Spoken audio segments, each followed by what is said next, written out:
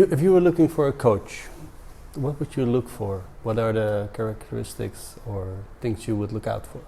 Yeah, first of all, I think I would look at this professional background of the coach and like the education that he or she was following, because nowadays the profession of a life coach is not protected. Anyone can call himself or herself a life coach. And that's kind of tricky because we're working with people and I truly believe that the person should have a specific education. The second thing is I believe that all coaches have free sample session.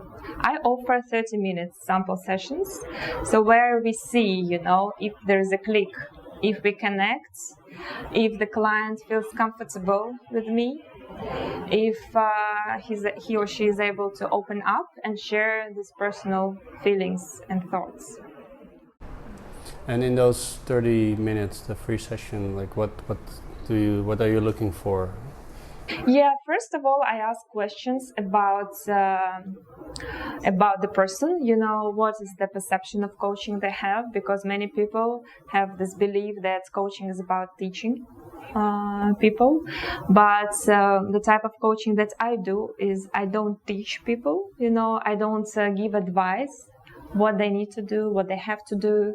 I guide people, to connect with their values, what's important for them. And these values are kind of guidelines for us to take actions, and move towards the dream. And then we have a sample session. Client comes with the topic, for example, I've been procrastinating for the last months, and I cannot, start working on my website, for example, or writing a book, or just start working out.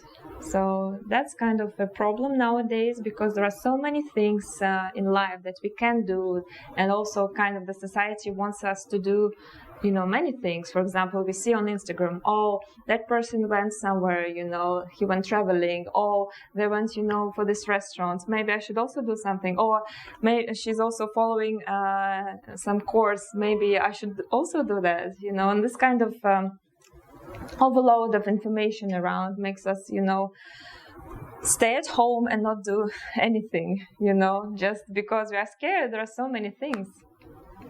Yes, and this an example of coaching session, the topic that we can discuss during the coaching. Okay. And what are the most important topics that you cover? The most important topics are, for example, relationship. It's a big topic, like, for example, the person wants to find a boyfriend or a girlfriend. And but the thing is, we don't focus, on how do they need to, get this. We focus on themselves, like what drives them, what do they want, what kind of boyfriend, what kind of vision, what the person feels next to that, imaginary, boyfriend. What they want, like, and then we discover the limiting beliefs, of the clients. So what holds them, because some people, they see opportunities, but then they have a FOBO. FOBO is fear of better options. For example, I'm dating now this guy, but probably there is a better one for me. And then it kind of stops people to commit. And that's a problem because nowadays everything is available. If you want to date, you can just go to a dating site, and then you can find someone, and go for a drink together, and it will be fine. And then another topic can be self-confidence, because many people have low self-esteem. Even if they have lots of talents, they have everything, to be proud of. They achieved something, even if they didn't. There are still things, to appreciate in life, which actually creates this confident self-image. Yes, another topic can be, the fear, for example, I'm afraid of going to a dentist, that was also kind of a topic. In the beginning, I was like, oh, that's interesting, I've never had, such a topic before. But then we realized it was about self-expression, that the client was shy about the smile, and then it was stopped from self-expression. Yeah, so like plenty of topics. And now we are here in Amsterdam. Amsterdam is getting more, they say the number of singles is going up every year. Like, what would you advise to somebody that is single here in Amsterdam? Like, what are 3 of the best dating tips or advice you can give? Best dating tips. That's an interesting question because, first of all, everything starts with yourself. Now, some people, don't want to date at all. They're happy to be single. Some people are doing something.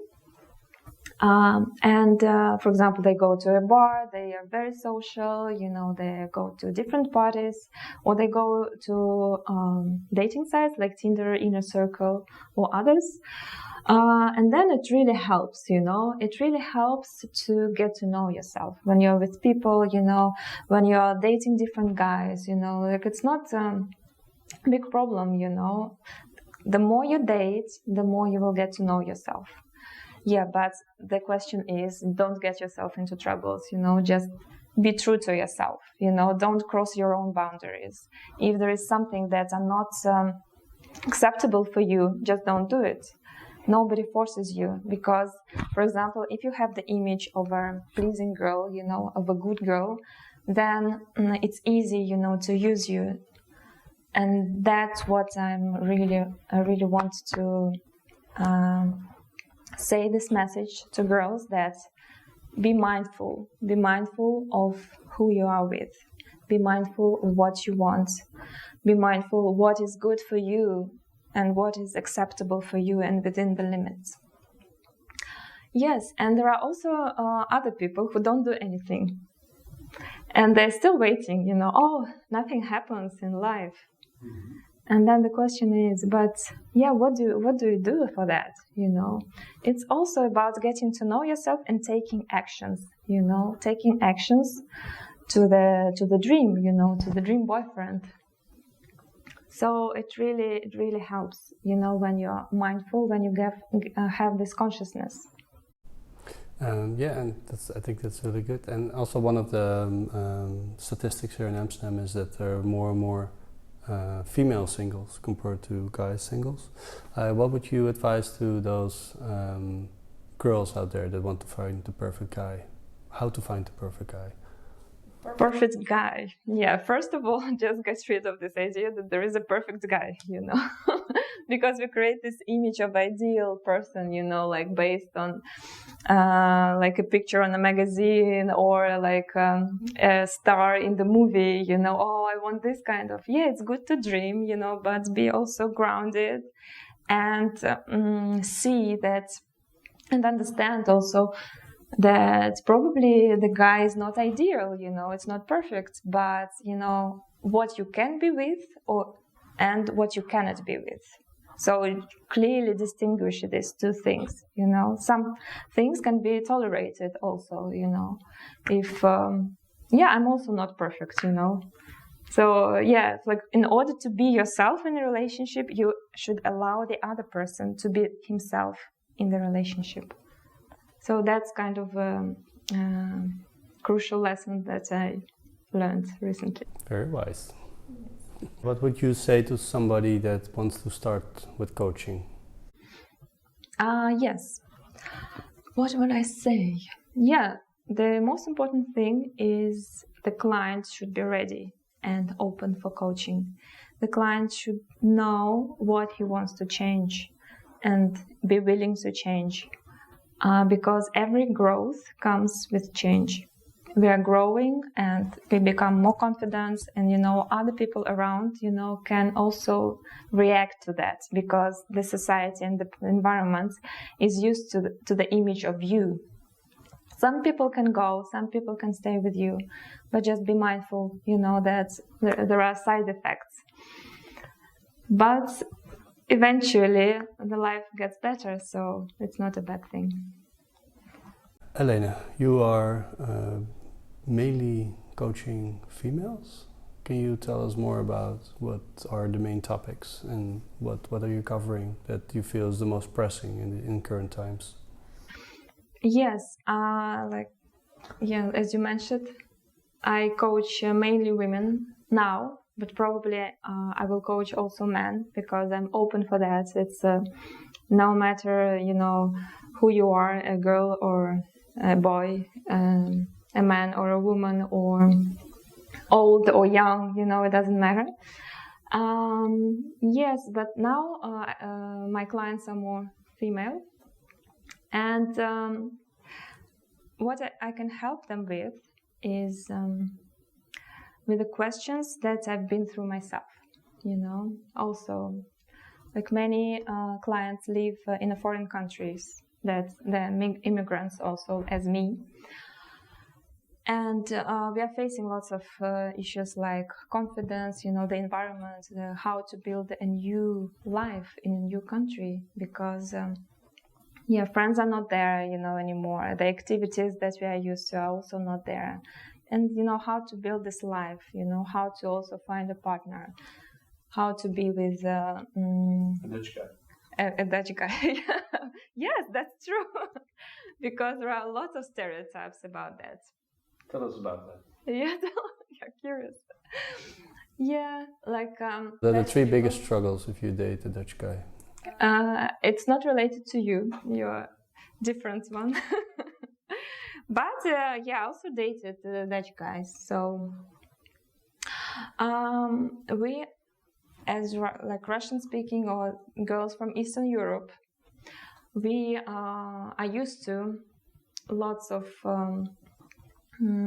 like when the guy is wooing the girl, when it's like there is lots of attention, there's lots of flowers, and the guy is paying for the dinner, we're really used to that. But Dutch people, in their mentality, they can send you, a ticket, a bill, for half of the price of the dinner that you had, which is actually sometimes very shocking for for a girl who hasn't faced that before. And it's like kind of number one. Another one maybe is that you have agenda. Yes, Dutch people have agenda. Everything is planned. And like when the first time, I was also criticizing that, like, oh, how is it possible? You just can live your life, without agenda. Yeah, probably you're not enjoying. But the thing is, planning helps Dutch people, to live a happy life and balanced life, As soon as you finish things, then you can just have a rest. You can sit under the sun, and nothing is bothering you. There is no like huge leaves that you have to do, and they really love it about the Dutch people. You have mentioned before that you are building out trainings. Can you tell us more about that?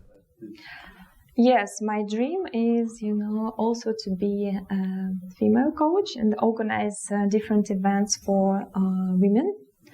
It will include also yoga and different practices related to the body, so that we can release the blocks via different exercises.